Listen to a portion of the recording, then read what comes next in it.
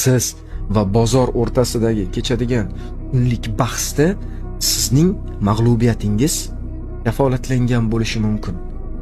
Ammo muvaffaqiyatingiz har doim ham kafolatlanmaydi.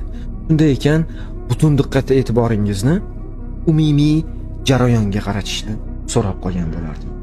Ya'niki butun umrlik trading journey, ya'ni trade sarguzashtini g'olib sifatida yakunlashga fokusni qaratish kerak. Buning uchun esa aynan o'sha diqqat e'tiborni, ya'ni fokusni profit qilishga emas, ya'ni har bitta bitimni foydada yopishga emas, aksincha uni foydaga olib chiqadigan protsessga qaratishga harakat qiling. Maqsadingiz yo'lida chiqqan har qanday Instagramdagi trash mindsetga ega bo'lgan kontentlar va bo'lar bo'lmas huklarga hech qachon aldanib qolmang.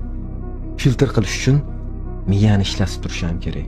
Shunday ekan, orzu sotadigan bilimsizlarni emas, aksincha maqsadi tomon intilayotgan, o'zini yo'lida hech narsadan tap tortmaydigan kuchli bilimga ega bo'lgan treyderlarni kuzating. Ciao bambino. Chalg'imang.